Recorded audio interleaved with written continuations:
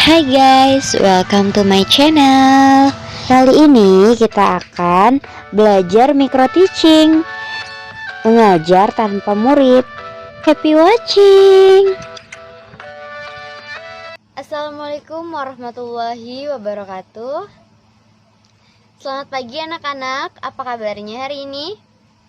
Alhamdulillah semuanya sehat ya. Ada yang sakit?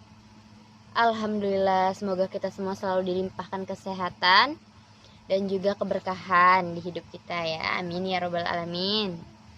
Baiklah anak-anak, sebelum mau mengawali kegiatan hari ini, alangkah baiknya kita berdoa terlebih dahulu. Dipersilahkan kepada KM-nya atau ketua kelasnya untuk memimpin doanya terlebih dahulu ya. Silahkan. Alhamdulillahirabbil alamin. Semoga apa yang akan kita bahas pada hari ini dapat bermanfaat bagi kita semua ya. Baiklah anak-anak, untuk mengawali kegiatan pada hari ini, bagaimana kalau kita mengabsen terlebih dahulu? Ya, baiklah ibu absen terlebih dahulu ya. Luar biasa sekali ya kelas ini, semuanya hadir. Alhamdulillah, pasti masih semangat dong karena habis berlibur. Baik anak-anak, sebelumnya ibu akan mengucapkan minal aizin wal faizin, mohon maaf lahir dan batin apabila ada perkataan atau tingkah dari ibu yang kurang berkenan di hati kalian semua, dan semoga kita semua mendapatkan keberkahan karena telah menjalankan ibadah selama bulan Ramadan kemarin. Amin ya robbal alamin. Baik anak-anak,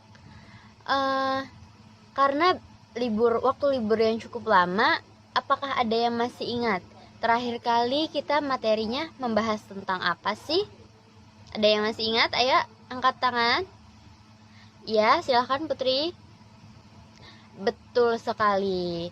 Kita sebelumnya membahas mengenai materi cerpen atau cerita pendek. Ya, ada yang masih ingat cerpen itu apa? Ya, baiklah. Cerpen itu cerita pendek atau sebuah karangan prosa fiksi di mana ceritanya ditulis tidak lebih daripada 10.000 kata, ditulis secara singkat, jelas, dan juga isi atau bagian daripada cerpen tersebut berupa hayalan atau karangan penulis, ya. Oke. Nah, pada materi cerpen kemarin kita sudah melaksanakan evaluasi atau kegiatan yang menurut ibu itu dapat mengetes kemampuan kalian atau seberapa paham kalian mengenai materi tersebut dengan melaksanakan ujian secara tertulis. Dan ibu mendapatkan hasil yang memuaskan dan ibu sangat mengapresiasi kalian semua yang telah mengerjakan ujian dengan baik. Kalian luar biasa. Anak-anak, pada hari yang cerah ini, ibu sangat semangat sekali untuk mengajar kalian karena akan membawakan materi terbaru. Materi baru yang akan kalian pahami, yang akan kalian pelajari, yaitu materi mengenai surat menyurat. Oke, anak-anak, kalian bisa buka buku halaman kalian yang sudah ibu bagikan, fotokopian kemarin ya, yang sudah ibu fotokopikan untuk kalian semua, bisa dibuka halaman 13. Baik, sebelum memasuki materi yang selanjutnya, ibu ingin bertanya, apakah dari kalian ada yang tahu apa itu surat? Ayo angkat tangannya.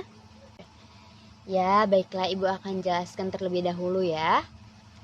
Surat merupakan jenis karangan yang ditulis oleh seseorang, sekelompok orang, maupun lembaga tertentu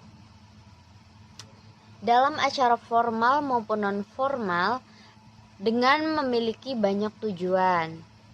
Ya, di antaranya surat untuk mengundang, surat untuk memberi peringatan, surat panggilan, dan lain sebagainya. Nanti bisa kita pelajari ya. Nah, selanjutnya surat itu juga dibagi beberapa jenis.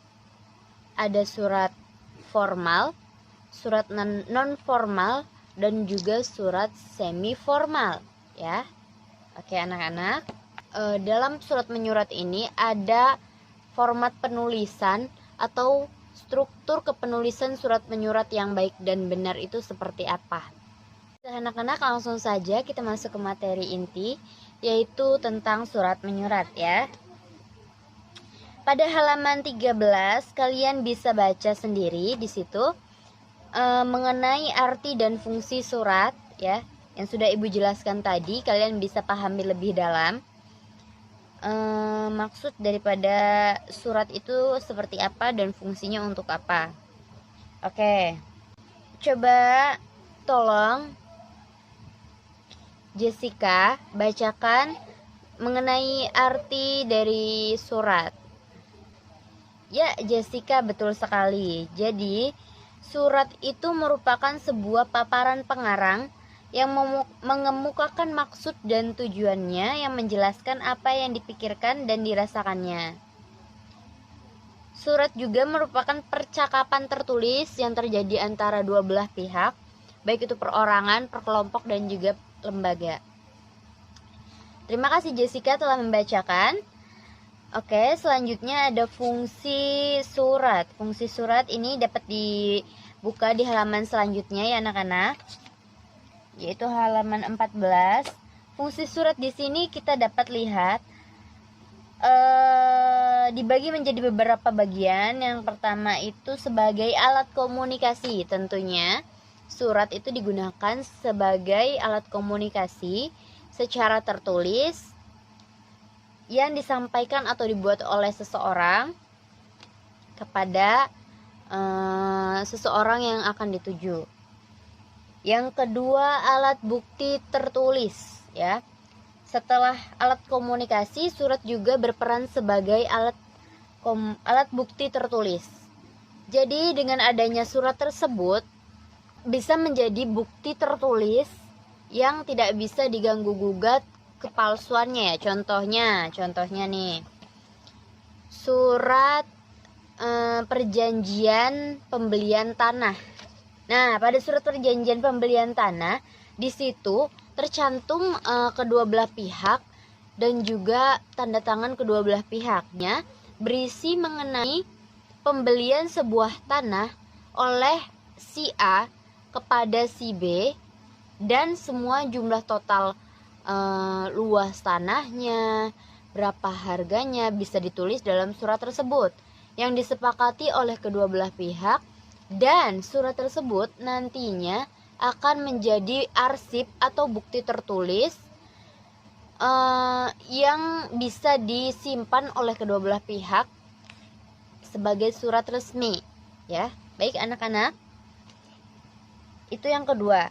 Kemudian yang ketiga, surat itu menjadi alat bukti historis. Seperti tadi yang sudah Ibu bilang, surat juga dapat disimpan ya. Dapat disimpan baik oleh pengirim maupun penerima sebagai historis bahwasanya dia pernah membuat surat atau menerima surat. Yang selanjutnya yaitu alat pengingat. Pengingat di sini dapat berupa seperti surat peringatan. Apabila seorang karyawan melakukan kesalahan atau melakukan suatu hal yang itu dapat mempengaruhi daripada kinerja yang lainnya maupun merugikan sebelah pihak, maka seseorang atau karyawan tersebut dapat diberikan peringatan, bukan hanya perorangan ya, tetapi juga bisa per kelompok maupun lembaga. Surat pengingat itu seperti contohnya seperti tadi ya, surat peringatan itu digunakan sebagai alat pengingat. Oke. Kemudian yang kelima ada sebagai duta organisasi. Seperti contohnya tadi, surat juga dapat berfungsi sebagai surat undangan. Apabila suatu lembaga atau suatu kelompok tertentu diundang dalam sebuah organisasi besar, kita dapat menggunakan surat untuk mengundang mereka. Selain secara lisan, surat juga resmi dipaparkan atau disampaikan kepada tamu yang akan kita undang untuk lebih formalnya ya anak-anak ya. Yang terakhir, surat sebagai pedoman kerja. Apa sih surat sebagai pedoman kerja maksudnya? Surat sebagai pedoman kerja itu dimaksudkan untuk melamar pekerjaan. Oke.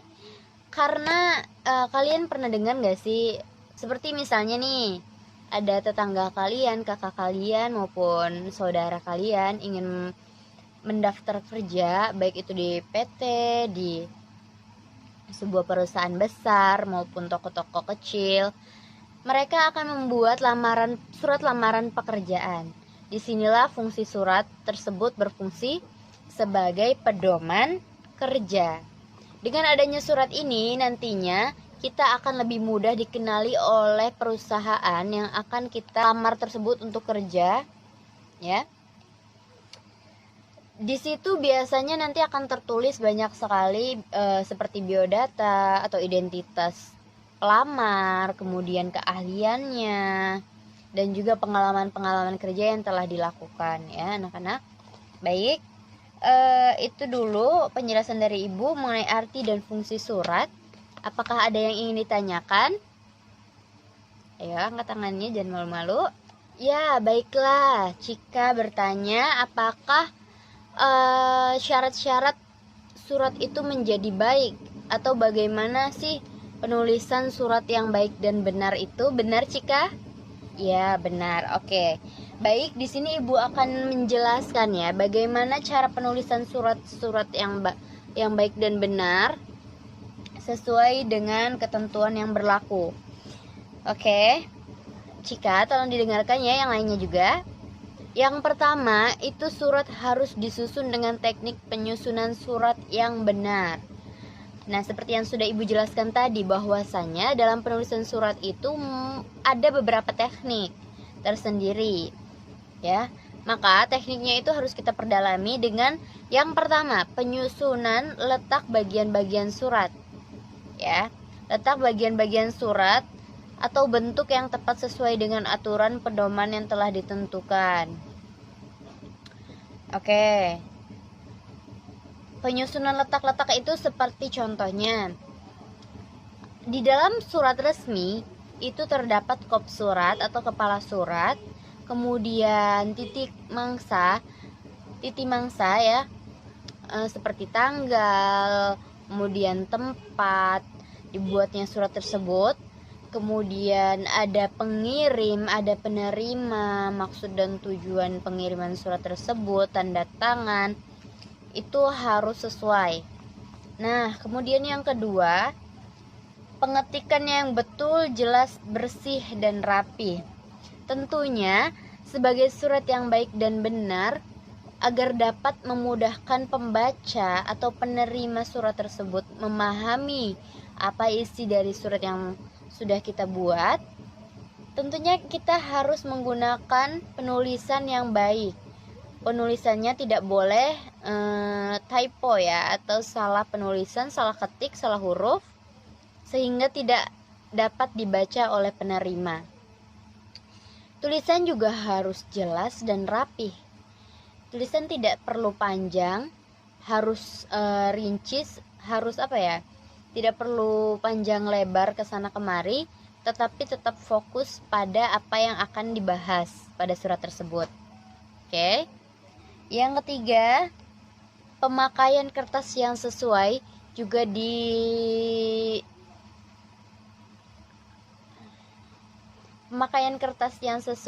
digolongkan sebagai penulisan surat yang baik dan benar loh. Karena apabila kita ingin mengundang seorang teman dalam acara ulang tahun, kita tidak mungkin menggunakan kertas yang besar kan, kita harus menyesuaikan. Biasanya pada kertas surat undangan ulang tahun itu bentuknya kecil, karena yang dibahas pun maksudnya isi daripada surat tersebut juga tidak terlalu banyak, hanya undangan kepada siapa, penerimanya, kemudian waktu dan tempat. Bisa juga dress code-nya mungkin ya udah mungkin seperti itu. Jadi salah satu juga syarat surat yang baik itu menyangkut dengan jenis kertas yang akan digunakan. Oke, anak-anak bisa dipahami? Cika bagaimana? Alhamdulillah, Cika sudah mengerti ya. Yang lain juga bagaimana? Oke. Nah, kemudian selanjutnya itu isi surat secara ringkas. Seperti yang Ibu sudah jelaskan tadi, bahwasanya isi surat itu harus ringkas, jelas, padat, tidak bertele-tele, dan juga fokus pada apa yang akan dibahas ya. Penerima dan pengirimnya harus sama-sama mengetahui maksud daripada penulisan surat tersebut, arahnya kemana, dan juga ejaan, bentuk kata, dan hindari menggunakan bahasa-bahasa tidak sopan ya. Hindari penggunaan bahasa sarkas, hindari penggunaan bahasa yang tidak layak digunakan. Hindari juga bahasa asing atau bahasa gaul ya. Biasanya kalian-kalian ini sering menggunakan bahasa-bahasa gaul zaman now. Nah, itu dalam surat tidak diperbolehkan digunakan. Itu salah satu juga syarat surat yang baik itu seperti apa. Nah, selain daripada ketiga hal tersebut, anak-anak ya bisa dipahami, kita harus mengetahui beberapa hal dalam penyusunan surat. Yang pertama, kita harus memahami kedudukan masalah yang dikemukakan. Maksudnya di sini, kita harus memahami isi surat ini untuk siapa dan untuk apa. Kemudian kedudukan surat ini kepentingannya seperti apa. Kita harus memahami bagaimana kita akan menulis surat tersebut. Kemudian yang kedua, memahami peraturan yang berkaitan dengan masalah itu. Memahami peraturan yang berkaitan dengan masalah. Seperti contohnya, masalahnya itu mengenai surat undangan pernikahan. Maka kita harus memahami kalau pengaturan penulisan surat undangan pernikahan itu pastinya harus ada siapa yang menikah, siapa yang dituju, kemudian yang menikah itu dari keluarganya siapa, tamunya siapa ya. Ibu di sini membawa contoh surat undangan pernikahan ya anak-anak. Nah, kalian bisa lihat ya, meskipun kalian masih lama untuk membuat surat seperti ini, setidaknya kalian mengetahui ya, karena sering sekali ibu atau kakak kalian itu mendapatkan surat undangan pernikahan pastinya. Nah, di sini bisa kalian lihat ya anak-anak ya.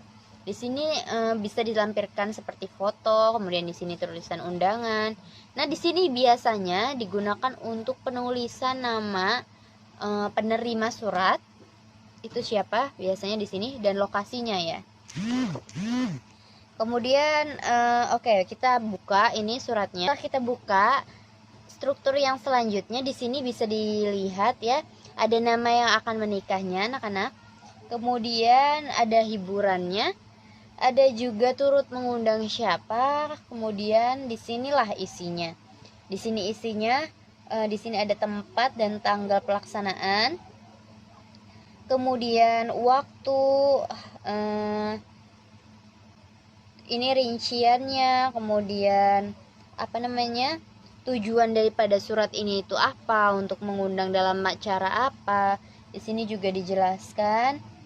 Kemudian di sini ada nama pengirim atau keluarga pengirimnya siapa, itu dicantumkan. Jadi orang itu mengetahui siapa sih pembuat atau yang mengundang mereka ke dalam sebuah acara tadi ya. Biasanya juga dalam surat undangan di belakangnya itu terdapat daerah atau denah lokasi hajatnya, biar memudahkan orang-orang yang ingin datang berkunjung atau datang ke acara mereka. Anak-anak, selanjutnya setelah kita memahami pengertian surat tadi, ibu juga akan menjelaskan beberapa jenis-jenis surat. Nah, sebelumnya ibu mau bertanya, selain yang sudah ibu jelaskan tadi, sudah ibu sebutkan tadi mengenai beberapa jenis surat, ada nggak sih yang tahu surat-surat tersebut itu termasuk ke dalam jenis surat apa? Baiklah anak-anak, Ibu langsung saja jelaskan apa saja jenis-jenis surat yang ada di lingkungan kita, oke? Jenis surat itu dibagi menjadi beberapa. Di antaranya yang pertama yaitu surat berdasarkan pada isinya. Surat berdasarkan pada isinya di sini dapat berupa surat pribadi, surat dinas atau resmi, surat niaga dan berdagang. Baik, Ibu akan sedikit menjelaskan mengenai surat berdasarkan isinya. Yang pertama surat pribadi. Surat pribadi ini sebenarnya biasanya ditulis atau ditujukan kepada seseorang yang memang surat itu diarahkan kepada orang tersebut secara pribadi dari perorangan ke orang yang lain, dari kelompok ke kelompok lain maupun dari lembaga ke lembaga lain. Surat pribadi ini biasanya berisi masalah pribadi yang ditunjukkan kepada keluarga, teman, pacar, kakak, adik, saudara maupun kenalan ya, yang sifatnya akrab dan santai. Ya. Jadi perlu diketahui bahwa surat pribadi ini contohnya bisa seperti surat permohonan izin, kemudian surat cinta bisa juga ya kan, karena kan biasanya kan orang-orang terdahulu itu belum ada gadget, belum ada handphone, sehingga mereka menggunakan surat untuk media komunikasi ya, tidak seperti sekarang yang sudah canggih dapat melalui handphone. Nah, anak-anak, yang kedua yaitu surat dinas atau surat resmi. Nah, surat dinas atau surat resmi ini berisi tentang permasalahan kedinasan atau juga administrasi pemerintah. Biasanya surat administrasi atau dinas resmi ini dibuat oleh instansi pemerintah yang dikirimkan kepada semua pihak yang memiliki hubungan dengan instansi tersebut, ya. Jadi instansi itu perusahaan atau lembaga tertentu yang membuat surat kepada pihak lain yang biasanya ditulis dengan bahasa yang ragam dan resmi. Biasanya ditulis dengan menggunakan bahasa yang formal. Oke? Contohnya nih, surat instruksi, surat tugas, surat edaran.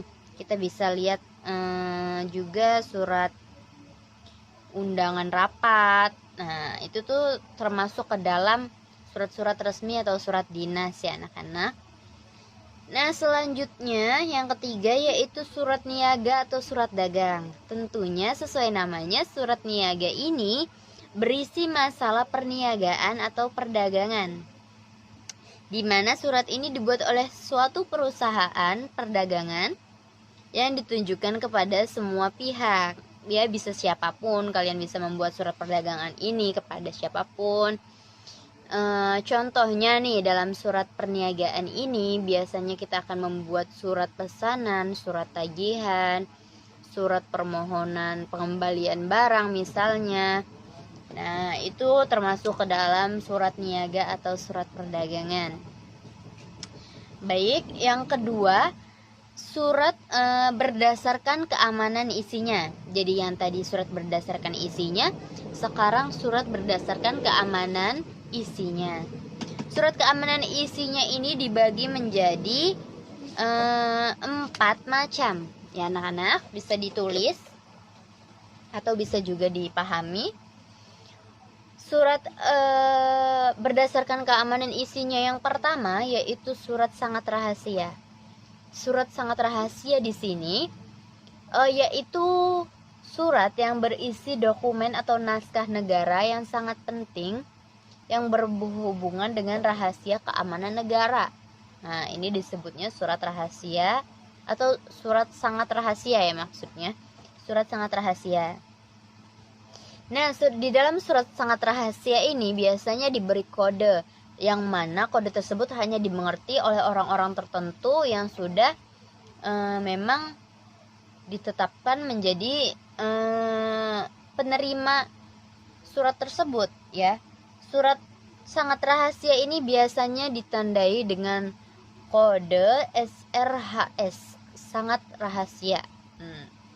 Contohnya surat dari Departemen Kenegaraan. Nah, kemudian dari dokumenter negara kepada negara lain ya. Surat ini juga biasanya bersampul 3 lapis. Karena sangat rahasia, makanya dia sampulnya berlapis-lapis agar tidak sembarangan dibuka oleh seseorang. Oke. Baik, yang kedua surat rahasia. Kalau tadi sangat rahasia, sekarang rahasia. Surat rahasia ini suratnya berisi mengenai dokumen penting yang hanya diketahui atau berhak diterima oleh pejabat tertentu yang sudah ditujukan ya. Tentunya surat ini biasanya juga diberi tanda atau kode RHS, surat rahasia. Nah, biasanya kalau surat rahasia itu bersampul 2 lapis. Kalau tadi sangat rahasia 3 lapis, sekarang surat rahasia itu biasanya bersampul 2 lapis. Oke, contohnya itu bisa laporan laporan rekomendasi kepada pejabat gitu mengenai suatu hal, pembangunan atau apapun. Nah, itu bisa termasuk ke dalam surat rahasia ya anak-anak. Oke, selanjutnya yang ketiga ada surat terbatas. Nah, yang ketiga ini merupakan surat yang hanya boleh diketahui para pejabat tertentu. Nah, tentunya surat ini dibuat terbatas dan juga dipertimbangkan informasinya sebelum diinfokan kepada penerima atau pimpinan rapat. Nah, dalam sebuah instansi ya atau dalam sebuah lembaga. Contohnya di sini yaitu hasil rapat pimpinan, kemudian usul pengangkatan pegawai baru maupun laporan perjalanan. Kemudian selanjutnya ada surat biasa.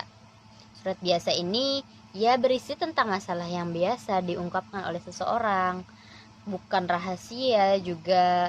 Bila diketahui oleh orang lain ya tidak masalah, tidak apa-apa karena surat ini bersifat biasa saja gitu dan tidak merugikan pihak manapun, perorangan maupun lembaga.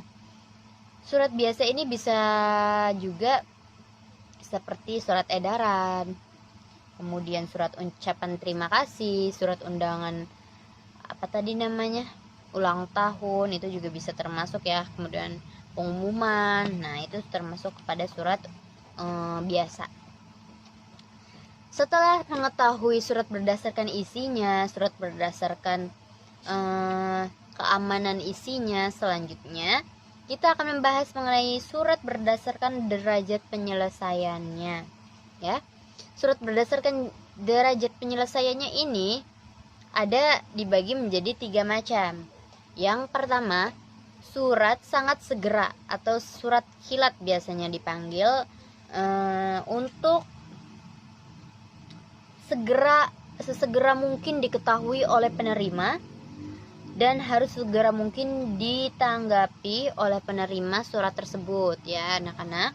Jadi maksudnya di sini surat ini harus sesegera mungkin dibuat dan segera mungkin ditanggapi.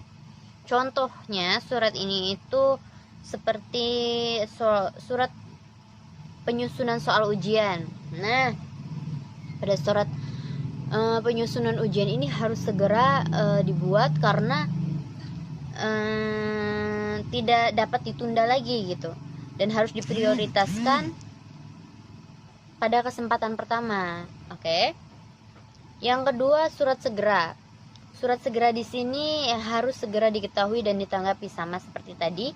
Bedanya mungkin kalau jangka waktunya itu lebih lama sedikit daripada surat yang sangat segera atau surat kilat tadi ya.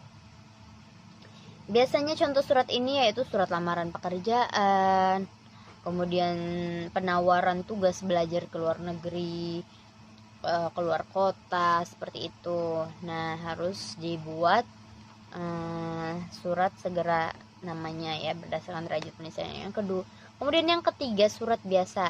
Seperti tadi, berdasarkan keamanan isinya, surat biasa di sini tidak harus segera diketahui dan juga tidak harus segera ditanggapi oleh penerima surat. Karena ya biasa saja, surat ini bisa kita balas kapanpun dan kita buat kapanpun. Oke, anak-anak. Kemudian ada surat berdasarkan jangkauan penggunaannya. Oke, surat berdasarkan jangkauan penggunaannya di sini dibagi menjadi dua macam ya. Yang pertama ada surat intern, yaitu surat yang berkomunikasi dalam satu kantor instansi yang bersangkutan. Jadi surat intern ini sifatnya itu dalam satu ruang lingkup ya. Contohnya nih, si Cika mengirimkan surat kepada si Putri. Mereka kan sama-sama satu kelas nih. Nah, dari situlah terjadinya pembuatan surat secara intens, karena Cika dan Putri berada dalam satu kelas dan juga ruang lingkupnya berada di kelas yang sama ya. Nah, kemudian yang kedua, surat ekstern, yaitu surat yang digunakan untuk berkomunikasi dengan pihak di luar sekolah. Misalnya, contohnya si Jessie akan mengirimkan surat kepada temannya tetapi berbeda sekolah. Nah, itu termasuknya ke dalam surat ekstern. Oke, anak-anak, bisa dipahami? Bisa, alhamdulillah. Nah, ini ada yang terakhir yang akan Ibu sampaikan, yaitu mengenai surat berdasarkan jumlah edarannya ya. Dibagi menjadi 3 macam. Yang pertama yaitu surat edaran. Surat edaran ini dibuat oleh seseorang atau lembaga tertentu di luar instansi yang bersangkutan. Ya, surat edaran ini biasanya diketahui hanya untuk diketahui oleh pejabat atau kepala instansi tertentu yang ada kalanya disebar ke ruang lingkup yang lebih luas atau edaran umum. Jadi edaran khusus tadi dapat disampaikan kepada, misalnya nih, ada dari luar itu mengedarkan surat kepada kepala sekolah, itu termasuknya kepada surat edaran khusus. Kemudian dari kepala sekolah ini akan mengedarkan kembali kepada semua guru-guru ataupun siswa yang ada di lingkungan sekolah tersebut mengenai isi dari surat edaran tersebut. Biasanya ini disebut surat edaran umum ya. Oke. Yang kedua yaitu ada pengumuman.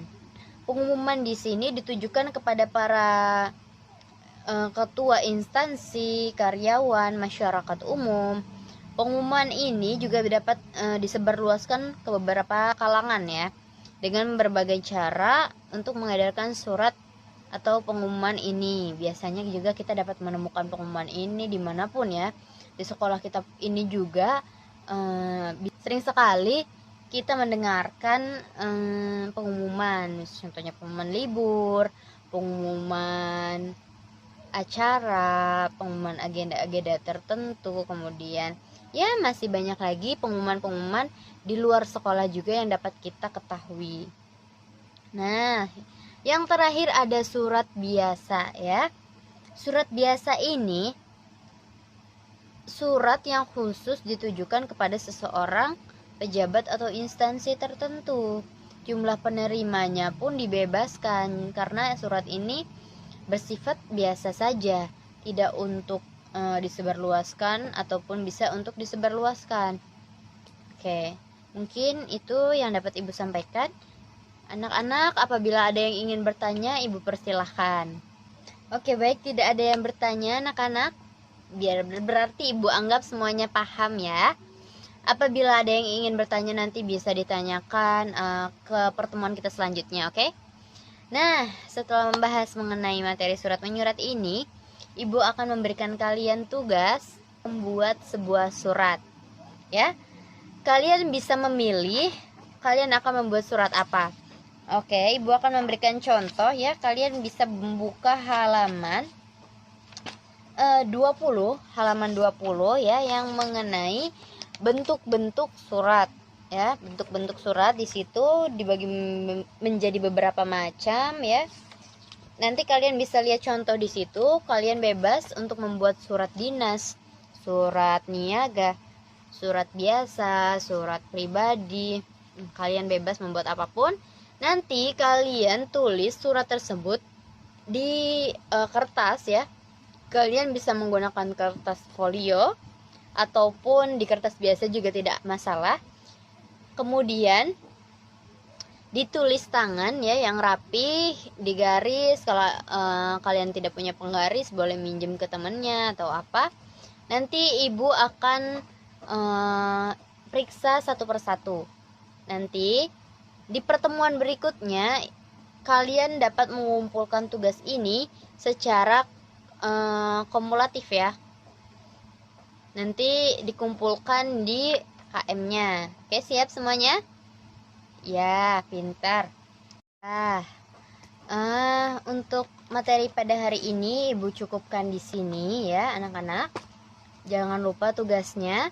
Ibu mohon maaf apabila ada salah-salah kata. Dan semoga apa yang telah kita pelajari pada hari ini dapat bermanfaat dan juga menjadi keberkahan buat kita semua. Amin ya robbal alamin. Amin. Oke, langsung saja ya. Untuk pelajaran selanjutnya ada pelajaran apa? Matematika. Oke, semangat ya anak-anak semua. Jangan lupa tugasnya. Oke, Ibu akhiri. Wassalamualaikum warahmatullahi wabarakatuh. Oke guys, itulah video dari kami. Semoga bermanfaat. Jangan lupa like, comment, subscribe untuk video kita selanjutnya. Terima kasih.